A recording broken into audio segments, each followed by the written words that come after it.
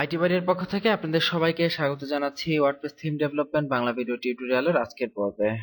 গত পর্বে আমরা ওয়ার্ডপ্রেসের কিছু ফিচার দেখেছি, এডিটর ফিচার। আজকে আমরা যেটা দেখব প্লাগইন। ওয়ার্ডপ্রেসের সবচাইতে মানে one of the most facility যেটা আমাদের ওয়ার্ডপ্রেস দেয় সেটা হচ্ছে প্লাগইন ব্যবহারের সুবিধা।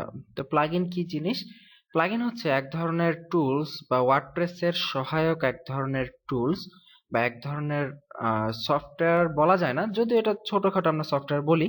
তো যাই হোক, প্লাগইন হচ্ছে এক ধরনের টুলস যেটা আমাদের ওয়ার্ডপ্রেসকে খুব ইজিলি এবং স্মুথলি বিভিন্ন ফিচার এখানে ঢোকাতে সহায়তা করে। যেমন প্লাগইনের আমরা যদি একটু দেখি, যে এই হচ্ছে আমাদের একটি ওয়েবসাইট আমরা এখানে দেখতে পাচ্ছি। এখন ধরুন আমাদের ওয়েবসাইটে আমরা এখানে কিছু একটা যোগ করব, যেমন এই যে একটা স্লাইডার আমরা এখানে দেখতে পাচ্ছি, এখানে একটি স্লাইডার রয়েছে।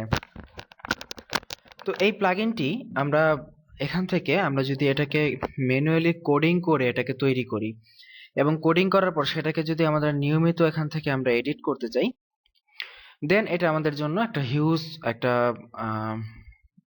প্রবলেমেটিক ইস্যু হয়ে যাবে বা হিউজ একটা টাইম কনজিউমিং কাজ হয়ে যাবে। তো এই ক্ষেত্রে আমরা কি করতে পারি, এরকম বিভিন্ন স্লাইডারের অনেক প্লাগইন রয়েছে, যে প্লাগইনগুলো আমরা ইউজ করে খুব ইজিলি প্লাগইনগুলো স্লাইডারগুলোকে তৈরি করতে পারি এবং সেগুলোকে কন্ট্রোলও করতে পারি।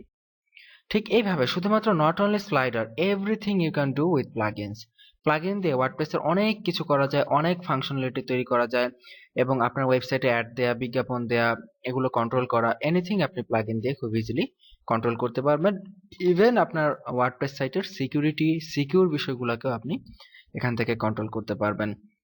তো প্লাগইনে ক্লিক করলে অলরেডি ইনস্টলড কিছু প্লাগইন আমরা এখানে দেখতে পাবো। এখানে আস্কিমেট, হ্যালো ডল ইত্যাদি বিভিন্ন প্লাগইন এখানে অলরেডি ইনস্টল করা থাকে। তো আপনি যদি অ্যাড নিউতে ক্লিক করেন, অ্যাড নিউতে ক্লিক করলে আপনি এখান থেকে নতুন প্লাগইন অ্যাড করার সুযোগ পাবেন।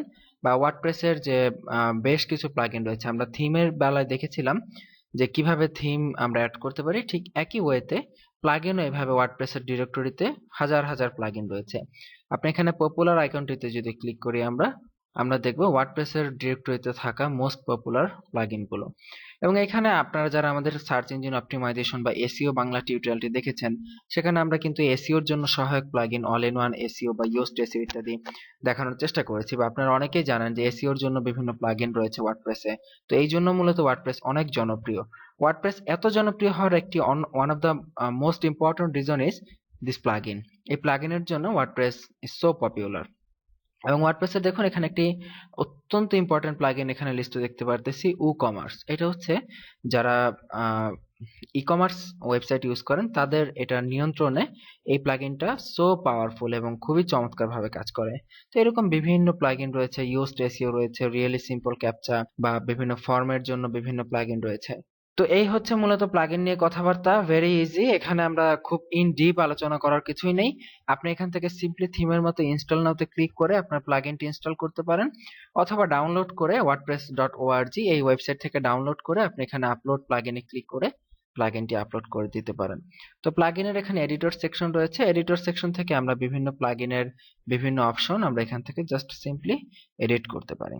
এই হচ্ছে প্লাগইন নিয়ে কথাবার্তা, এবং আগামী পর্বে আমরা জানবো ইউজার কি জিনিস। ইউজারটা অনেকটা ইম্পর্টেন্ট, এগুলো নিয়ে আমরা আগামী পর্বে জানার চেষ্টা করবো। আজকের পর্ব এই পর্যন্ত। ভালো থাকবেন সবাই, আল্লাহ হাফিজ।